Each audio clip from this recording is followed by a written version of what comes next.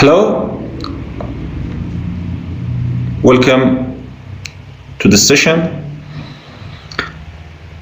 Before starting, let's have a review on the previous concept. So at first, I will preview some notions which we discussed about them yesterday, and then I will start the new concepts.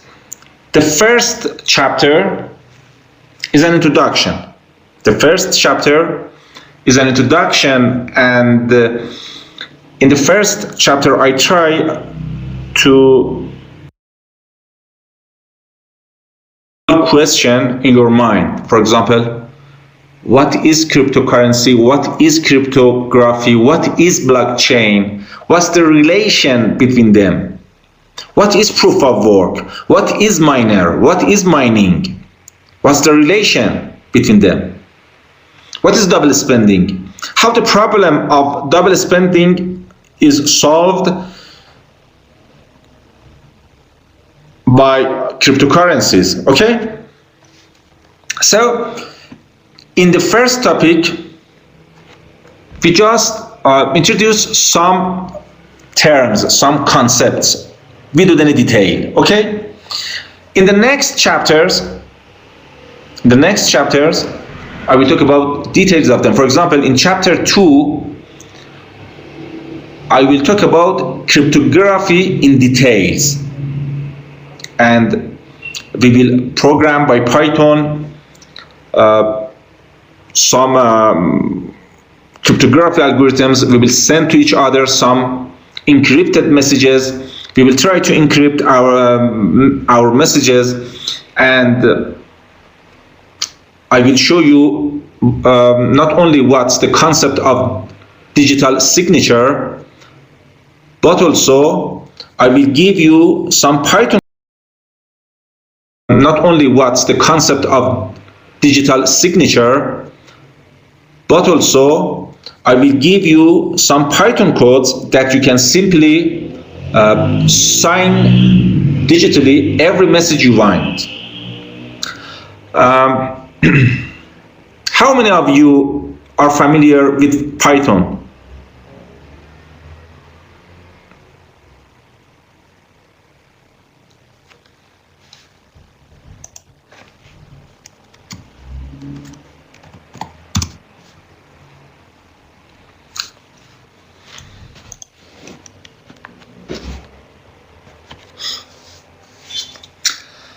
I know there is no picture, but for preventing the internet to be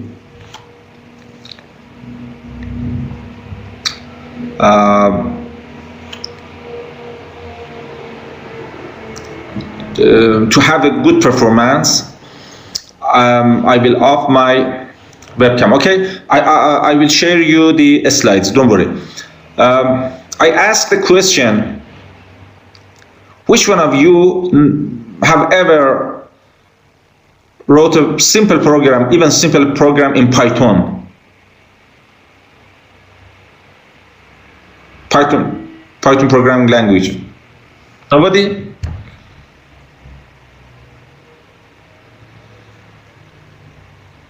How about others?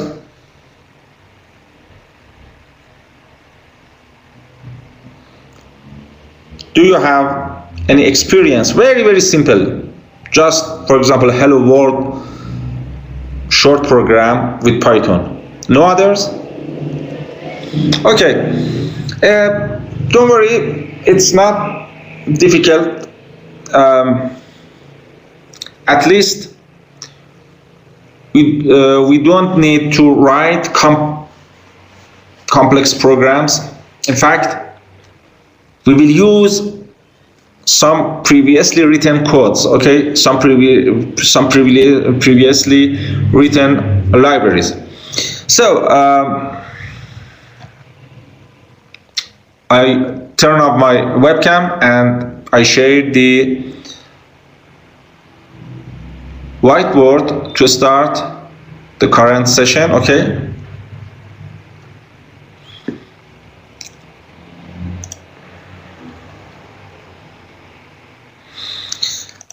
Let's have a review on the previous concepts from the last session yesterday. Yesterday, I told you that in our real life, what's a transaction? There is a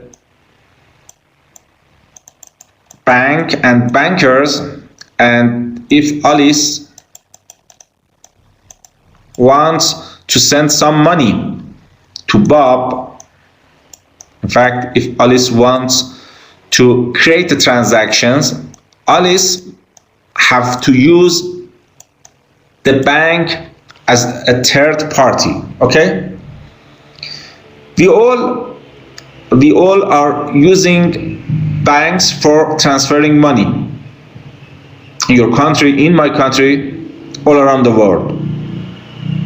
Okay, using different applications, and we can directly go to the banks or using applications. However, there is a third party here. There is an intermediary called bank and bankers. If you remember, yesterday I talked about 2008, in which there was a bank crisis and many banks were bankrupted. So, do we trust to banks and bankers? Do we trust to banks and bankers for transferring our money? In 2008, because of the bankruptcies and bank crisis, okay, there was a doubt, and in 2008, Satoshi Nakamoto came in and published a white paper. Okay?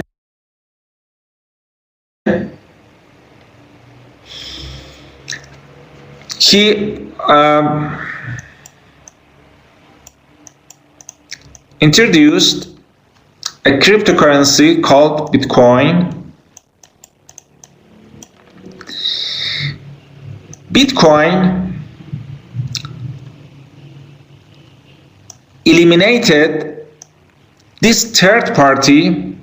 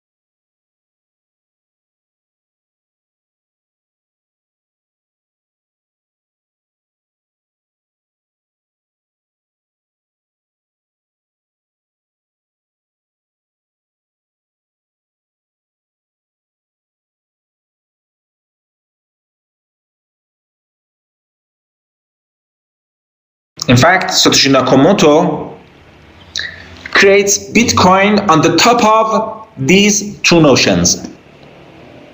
One, crowds. Crowds are all nodes, are all people into the existed into the network of Bitcoin or any other cryptocurrency. All the nodes that are contributing to creating transactions and mining Bitcoins, all are called crowds. Okay? One, crowds, not individual, but crowds.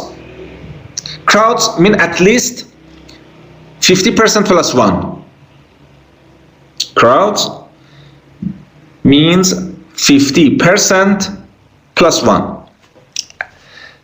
And two,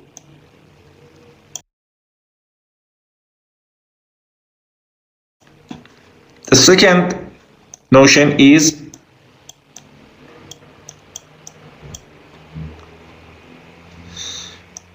cryptography.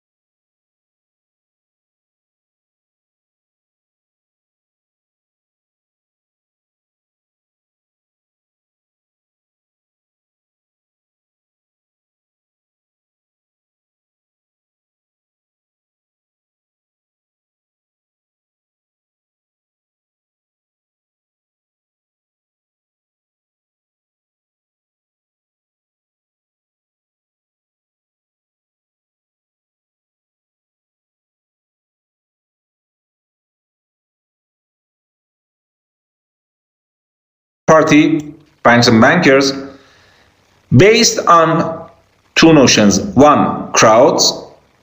Second, cryptography. As I said, we will talk about these concepts in next sessions, in next chapters. So, this was a very short review from the previous session, and now let's start some new concepts.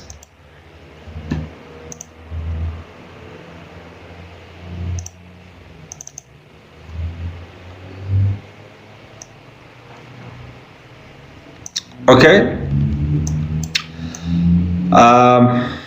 Who is this? This is Luca Pacioli.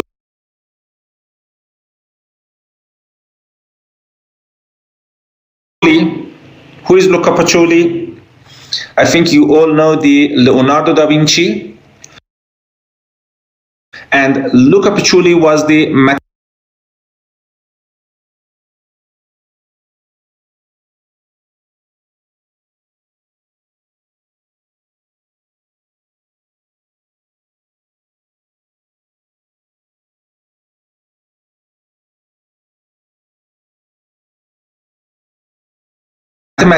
tutor of Leonardo da Vinci, who invented double entry bookkeeping. So Luca Pacioli invented double entry bookkeeping. It was very, very important that time. What's double entry bookkeeping?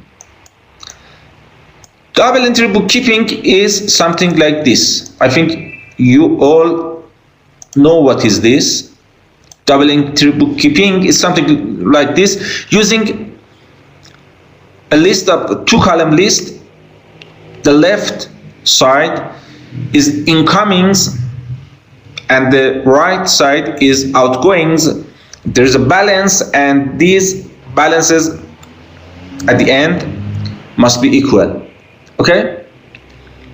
This is called double entry bookkeeping, and it was very, very important that time for financial systems.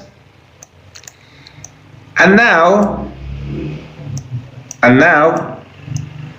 blockchain is a 21st century ledger system.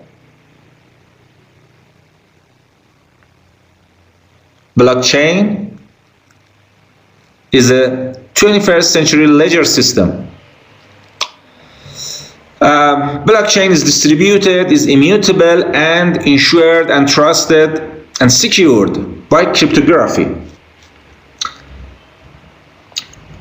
Who knows what's the difference between blockchain and Bitcoin?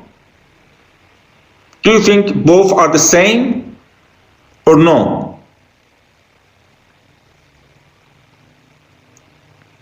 Anybody can answer? My question is, what's difference between blockchain and Bitcoin?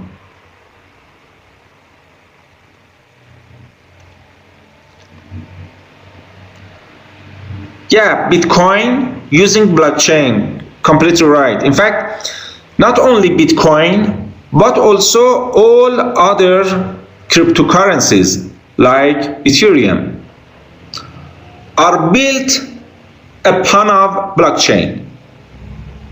Okay? So blockchain is a technology, and many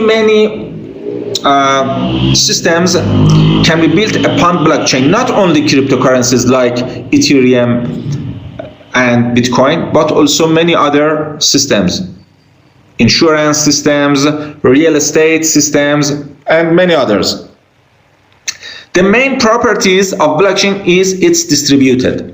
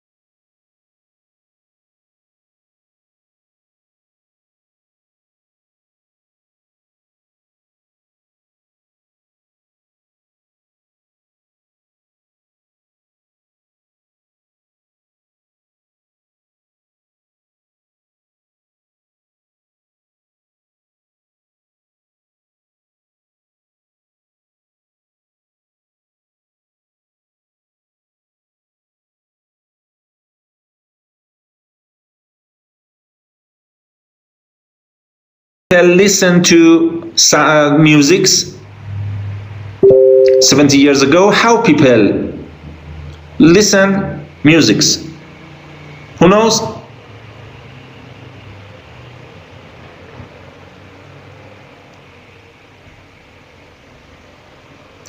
Do you know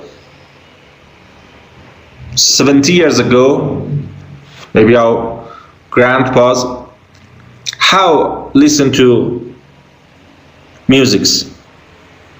Using which technology?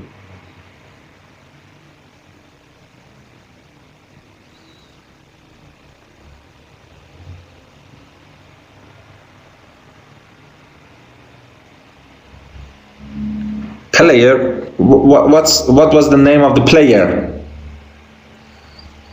Tell me, for example, 70, 80 years. CD.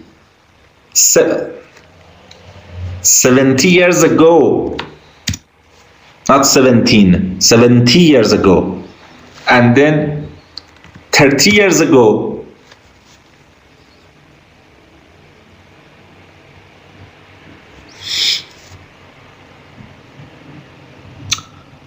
no, before radio, it's gramophone. I don't know. Do you know what's gramophone? If you don't know, search it through the Google. Search it through the Google. You will find what's gramophone. After gramophone, tapes.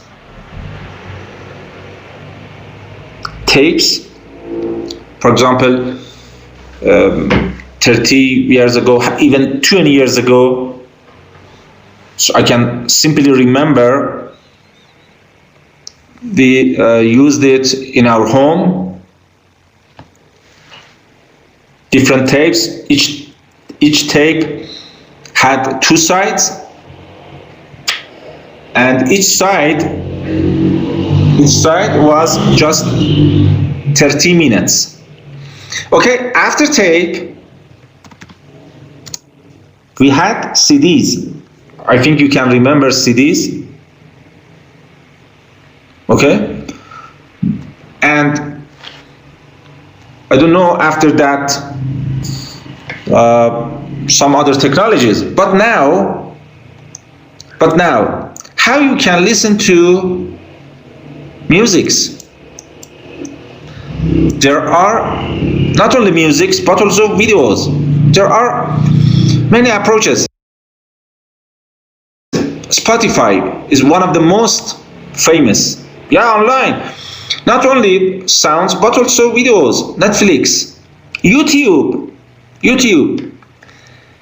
and the internet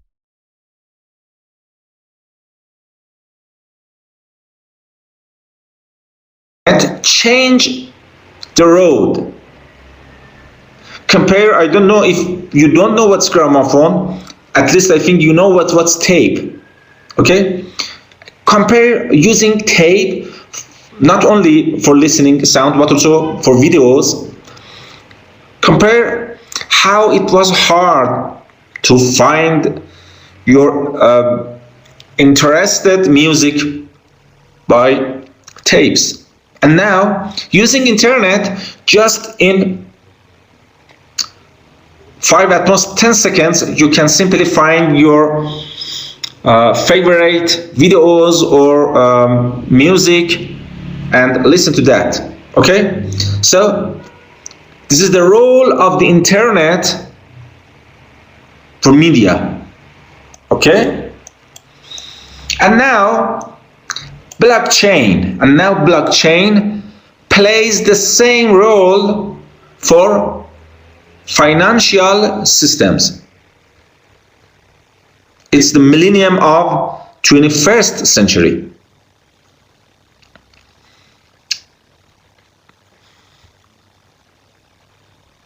Be sure that learning this course, learning about blockchain, learning about cryptocurrency can help you in the future, because I think blockchain can be used in many technologies, in insurance systems, I don't know, in real estate systems, in supply chain systems. Okay, it's a very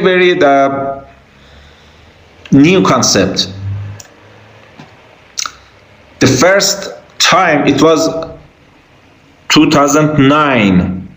The first time in 2009, a few people knew about blockchains and Bitcoin. After 10, it's just 10 years. 10 years is not too much, okay? And I think in the future, in many areas, we can see using blockchains. So, blockchain has the millennium of 21st century. Okay, let's talk about transactions. As I said, in cryptocurrencies like Bitcoin, the transactions are basic blocks of the system. Each transaction in cryptocurrencies transform some money from one person to another. For example, suppose Bob has 10 Bitcoin and he wants to give 3 to Alice. As I said yesterday, in real life, we all have some accounts in banks, and our accounts have a balance. Okay? As I said yesterday, Ethereum is something similar to real life. Each wallet address in Ethereum has a balance, but in Bitcoin it's different. In fact, in Bitcoin, transactions are based on double entry bookkeeping. In 2 or 3 slides before, I told you what is double entry bookkeeping. Okay, so in the left side we have the incoming transactions, and in the right side we have the outgoing transactions. And when you want to spend, you must spend one of the incoming transactions. For example, Bob should create a transaction something like this. I, Bob, give Alice 3 bitcoins and Bob 7 bitcoins. Why? Because in this example, we have supposed that Bob has one incoming transaction with this ID 78329369269, and this ID is unique. Okay, Bob by this transaction earned 10 bitcoins and now he wants to spend it, so creates a transaction and says that he wants to spend 3 bitcoins. So he must say the system, so he must say the blockchain, what about the remainder, the remaining 7 bitcoins? He says 7 bitcoins should transfer to himself. Okay, so reads it. I, Bob, give Alice 3 bitcoins and Bob 7 bitcoins. These bitcoins come from the transaction with the ID blah blah blah. Okay, and Bob broadcast this transaction to the network. Other nodes receive the transaction. At first they check that is really Bob is the owner of this amount of bitcoins. How? I will talk about the details in next chapters. Anyway, all other nodes can check everything of a transaction. If everything was okay and if the transaction was verified, then miners put this transaction inside the block and put the block inside the blockchain. Okay, what is block? As I said yesterday, blocks are a list of transactions. Each block contains some transactions. For Bitcoin, it's roughly 200 transactions. And now, what's blockchain? Blockchain is a sequence of blocks. The blockchain, from the creation of the first coin to the latest transactions, in fact, all the transactions, from the first day of the invention of a cryptocurrency till now, are kept inside the blocks. For example, you can go through the Bitcoin Explorer. Yesterday I showed you I think Ethereum Explorer. You can search through the Google Bitcoin Explorer. Okay, in the Bitcoin Explorer you can find the first block, the second block. You can open those blocks and you can see the transaction inside them. So all the transactions from the first time that the blockchain was created are stored and were stored inside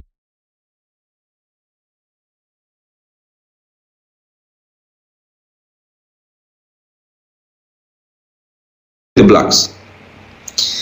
And how these chains creates, each newly created block points to its previous block. How? Using hash functions, using cryptographic hash functions.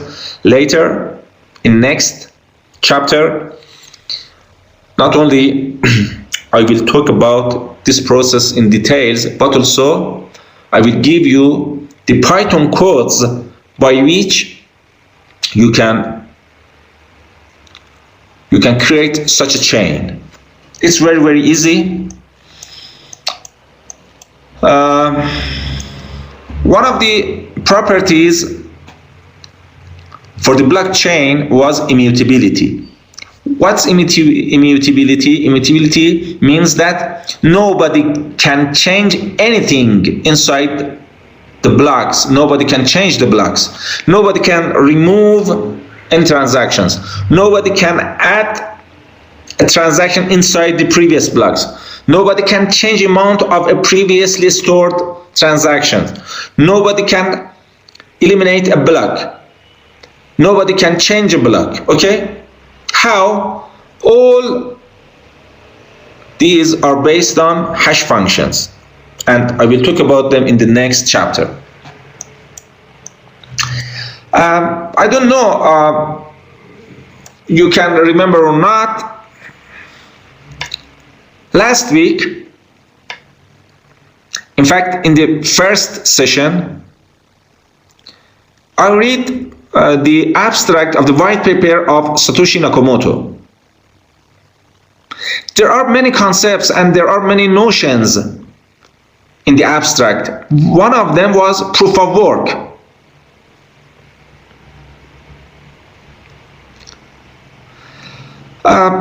Later we will discuss in details about proof of work, but for now just a general comment.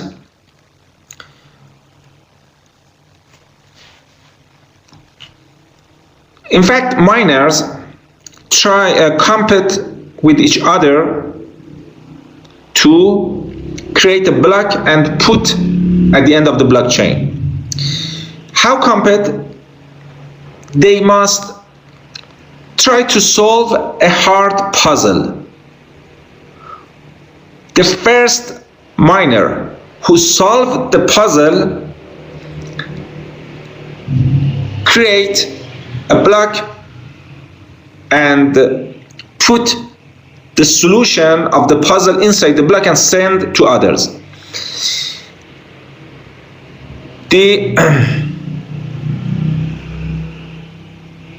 problem is very difficult to solve, but it's very easy to check.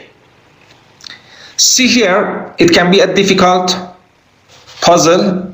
Just to show you something simple, suppose that the puzzle is something like this. We have a cup of coffee, we have a glass of milk, and the puzzle is to making this cup of cappuccino, this beautiful cup of cappuccino. Okay, I don't know how one can make this cup of cappuccino, but if someone claimed that, okay, I make the cup of cappuccino simply by a look, we can see it true or not. And this is the main property of the puzzle and proof of work. It's hard to solve, but it's very easy to check.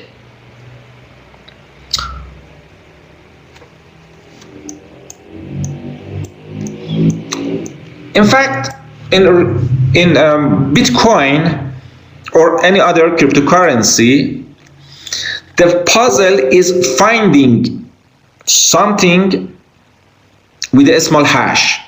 What is a hash? I sent you some video about hashing, and in the next topic I will talk in detail about cryptographic hash functions like SHA-1, like SHA-256, and I think there are 4 or 5 famous hashing cryptographic hash functions that are used in this course. So using hashing, you should solve a problem. You should find a hash number with certain property. It should be less than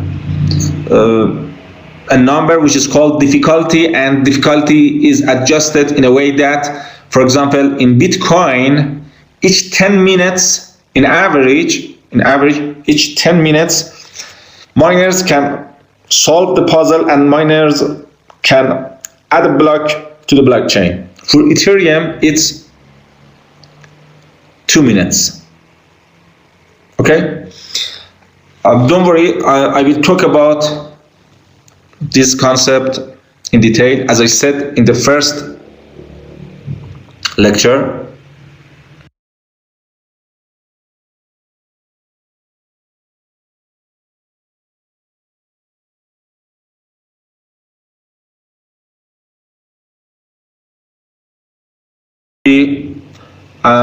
Digital signature, okay? And I'm trying to make many questions in your mind about what's blockchain, what's really proof of work, what's the puzzle which miners try to solve. And in the next lectures, I will try to answer your questions in detail. It's a pool of miners. As you know, we need lots of electricity for mining. We need some special instruments for mining, and they are very expensive. The nodes who tries to solve the puzzle and add a block at the end of the blockchain is called miners, and the process is called mining. By solving this hard problem, miners try to stop double spending. What was the double spending? Double spending means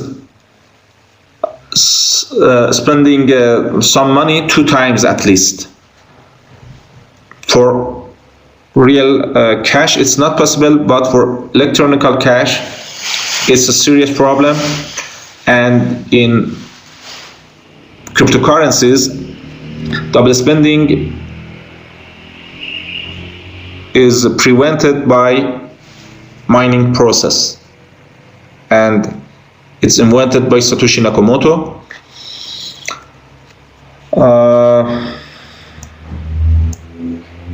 And there's a question here: what happens when 2 blocks get mined at the same time? There are many miners involved in the Ethereum network, Bitcoin network, any cryptocurrency, millions of miners. What if 2 miners mine the block at the same time? It's called forks and forking. As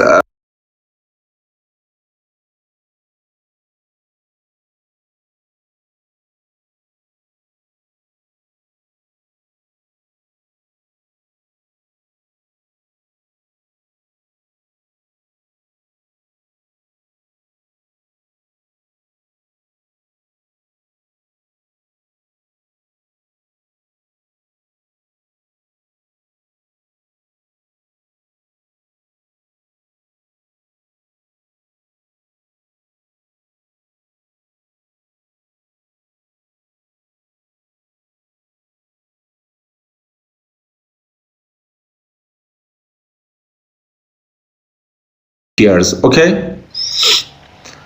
So when a miner mines a block, the miner sends the newly created block to its peers, okay?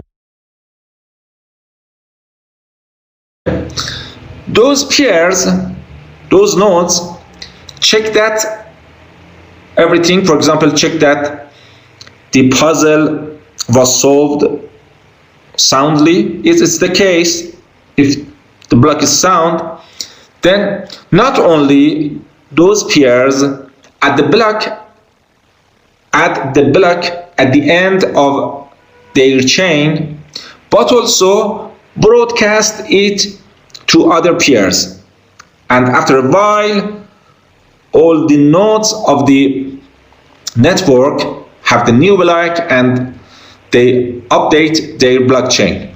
But when two nodes creates a block at the same time and try to broadcast, some nodes have something like this part, the left block, and some others have the right block. Okay?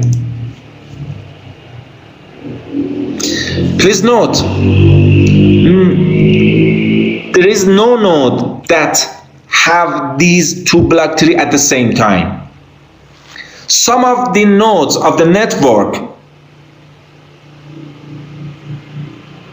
some of the nodes in the network have the left block tree, some others have the right block tree. Okay, it's a problem. How it will be solved? Okay, it will be solved by the creation of the next block, block 4. After a while, another miner will mine a block, for example block 4. That miner either has the right side block tree or left side. In this slide, I have supposed that the miner has the right side block tree.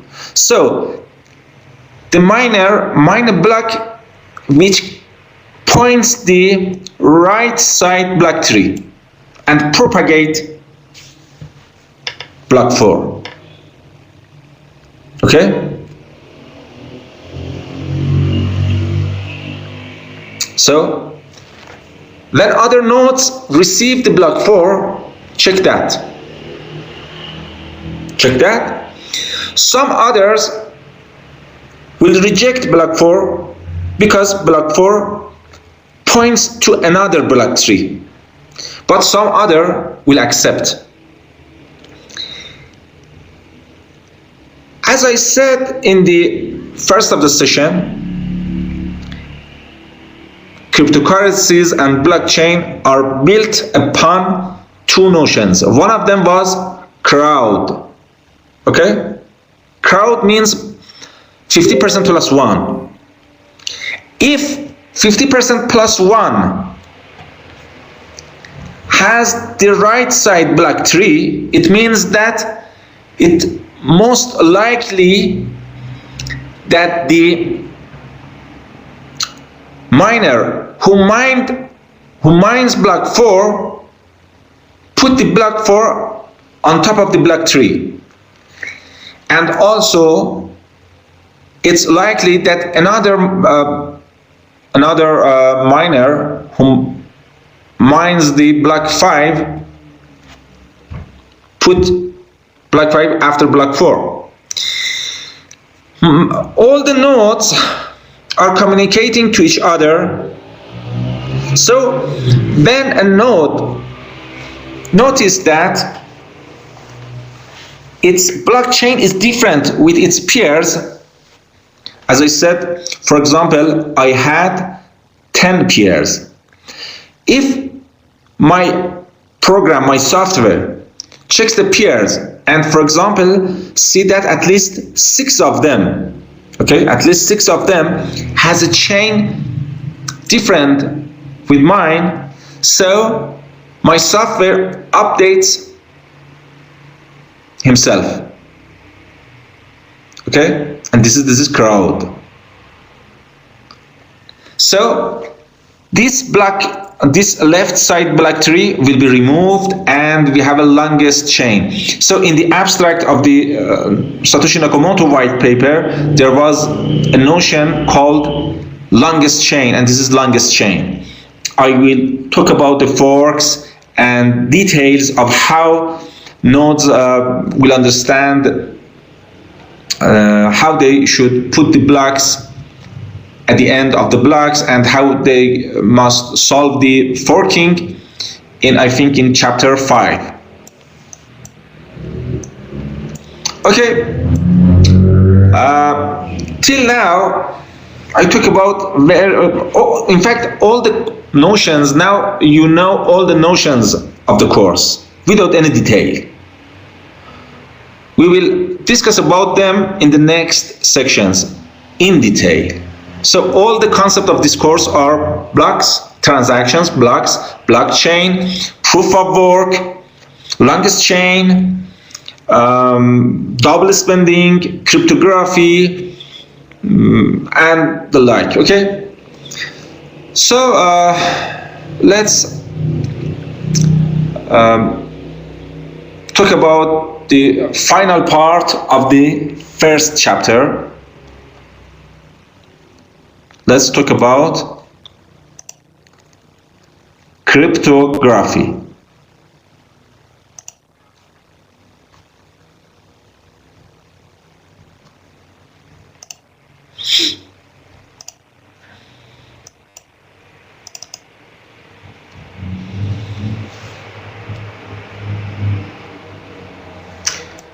Okay, as I said, again, Satoshi Nakamoto created the blockchain on top of two notions, crowds and cryptography. What's cryptography? Cryptography consists of two parts, crypt and graphy. Crypt means hidden and graphy means writing, so hidden writing. What's the history of cryptography? The story of cryptography returns to about Stone Age and war, back to Caesar. Okay? Many years ago.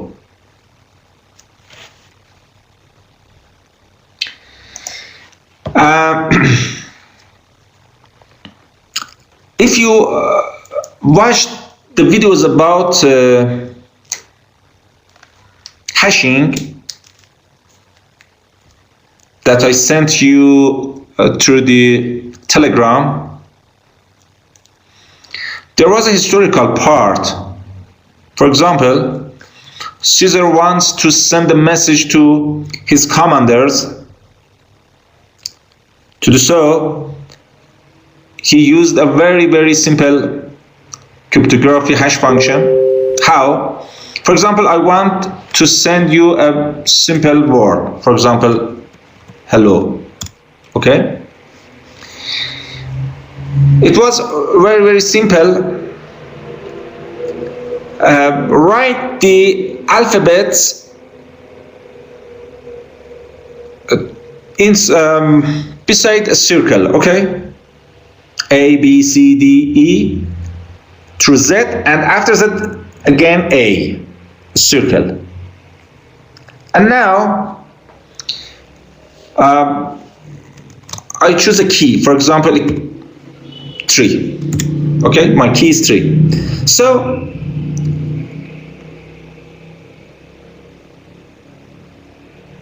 no converting a string.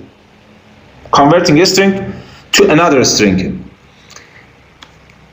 The first character of my word hello was H. Okay, find 3 characters after H. H, I, J, K. So it's K.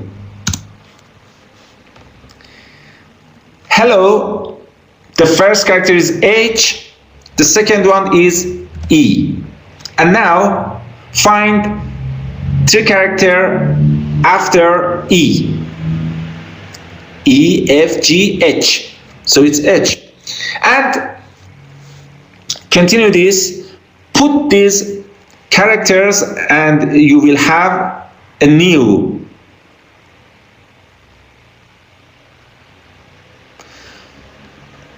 No, as I said, converting a string to another string.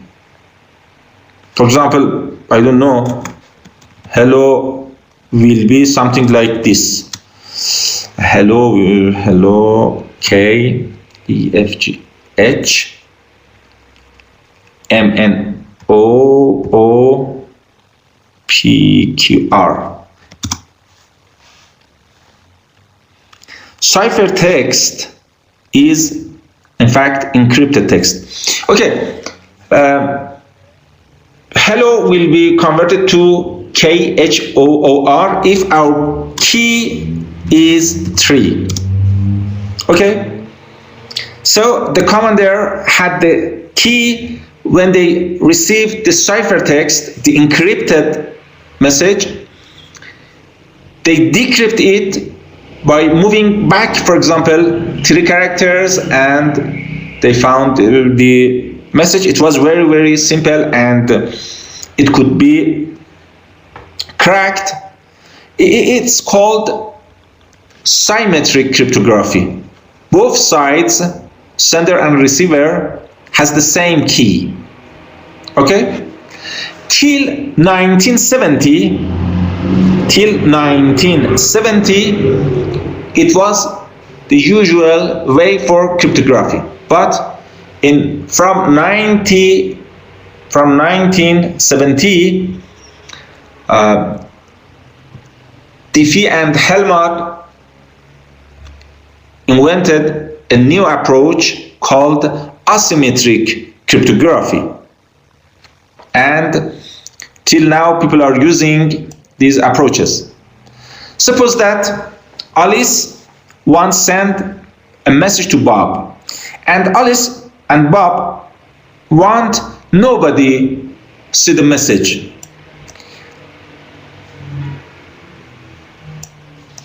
For example, it's possible someone else like Eve see them and see the message, but Alice and Bob don't want. So the solution is Alice should encrypt his plain text and creates a ciphertext. The encrypted message is called ciphertext. Okay? And Alice sends the ciphertext to Bob. Bob receives the ciphertext. Bob has the key, unlock, or in fact encrypt the ciphertext and finds the plain text. So Eve don't have the key and can't encrypt the message. In symmetric cryptography, both Alice and Bob have the same key. And this key is something like this. Suppose that Alice put the plain text inside the box, lock the box with her key. Bob also has another key. Alice sends the box, so Eve can't see what's inside the box. When Bob received the box, unlock the box using his key, and this is called cryptography based on the keys. Okay? There are 2 approaches, as I said, symmetric encryption and asymmetric encryption. In symmetric encryption, both sender and receiver have the same key. This was true for all codes until 1970.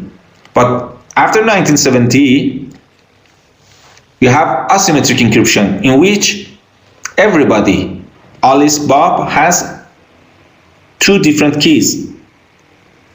Everybody, Alice, Bob, me, you, everybody has 2 different keys. One is called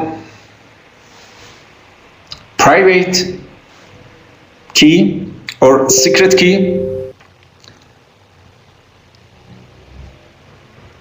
and the other is called public key. Everybody knows the public key of other people, but the secret key or the private key is known only by one person. It's something like our emails. Okay, For example, my email address is, one of my email addresses is this. Okay, you all can know this. If one of you sends an email to me, it's just me that can open the email and read it. Why?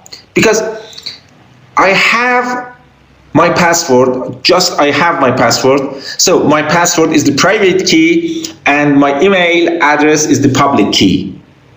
It's something like this. Okay? So in asymmetric encryption, everybody has its own public and private keys. Everybody knows the public keys, but the private key is secret and just the owner knows his or her private key. So as I said, Alice has two keys, Bob has two keys, everybody has two keys, a public key, a private key, which is called secret key. The public key is easy to use, everybody knows the public key, but the private key is very hard, only the owner can use it. Everybody can use Alice's public key, but only Alice can use her private one. Okay? Now, Alice wants to send a message to Bob using asymmetric encryption. The solution is very simple. Alice must encrypt the message with Bob's public key. When Alice encrypts the message by Bob's public key, it means that the message is locked by the Bob's public key. Who can unlock the message? The person who has the private key associated with the public key. And who is this? This is Bob, only Bob. And this is the symmetric encryption. Later, I think next week, I will show you how to use these concepts in Python. We will send to each other some encrypted messages. You send me sends you, but here, for example, I write something, for example, like this, and just one of you can decrypt these messages. We will experience these concepts by Python in the class. It's very interesting. This is called encryption, and in blockchain we will use this concept of encryption. How? I will talk about it in next chapters, but at first we must know what is encryption. We must know the algorithms of encryption, like RSA, like elliptical curve. Okay, this is called encryption.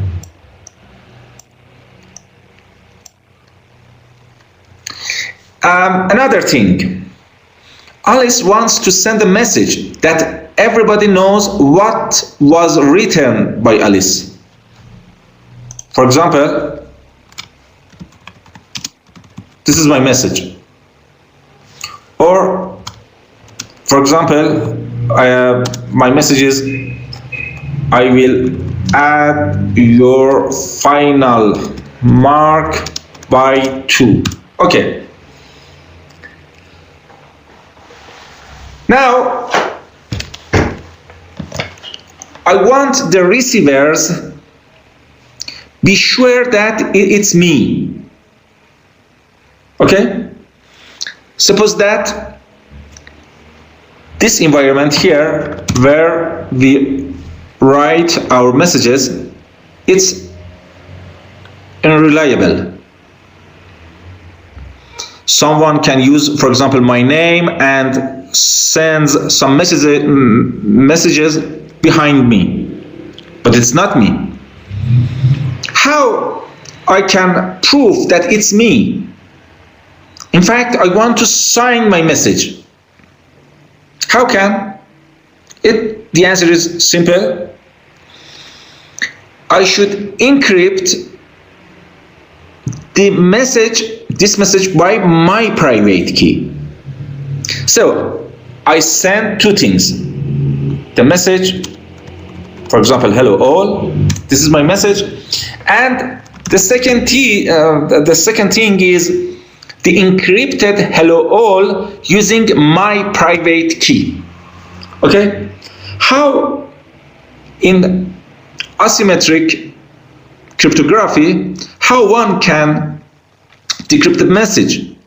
If a message was encrypted by the private key, the receiver must use the associated public key.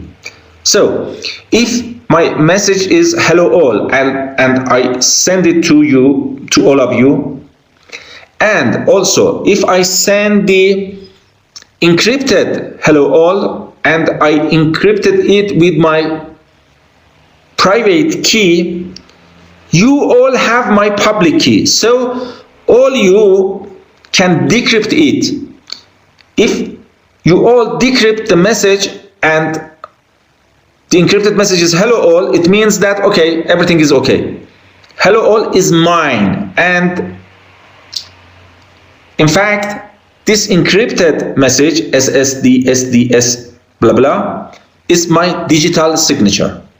This is called digital signature. This is a proof that it's me. So what's the application of the digital signature in the blockchain? Okay, the application is something like this. If I want to create a transaction, if I want to send 1 Bitcoin to another person, I should sign the transaction by my private key. It proves that it's me, not other one. Okay? Again, later I will talk more about digital signatures. I will write some simple programs to create digital signatures. In real life, we have some signatures like this, for example. Okay, somebody like this. So if this is my signature, every time I must use this. For example, if I want to sign a check, every time I should sign by this signature. Otherwise, the banker will reject my check. But digital signature each time is different, and it's very interesting. If my message is hello, the signature is encrypted of hello using my private key. But if the message is bye, now the signature is encrypted of bye again by my private key, which is something different. So please note that digital signature is every time is a different thing, and this is all about the main concepts: asymmetric cryptography, symmetric cryptography, digital signature, all the things that you will know about in the course. So the first chapter was finished. It was an introduction.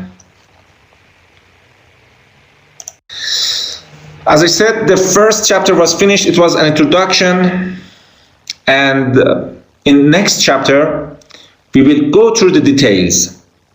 For example, in next chapter, next week, I will talk about cryptographical hash functions, different parts. Not only I will talk about the details in theory, but also I will show you the associated commands in Python, how to create a signature, how to create a private key. We all must have a private and public key, and we all will have some experience, and we do some exercises with these concepts. So from next week we will have some projects, short projects, but many projects. Each week we have a short project, and you should deliver the project in next week. Short projects, but 1 week you have time to do the project. Okay. This was our today's session. If you have any question, you can ask. Other topics will be covered next week's. No question?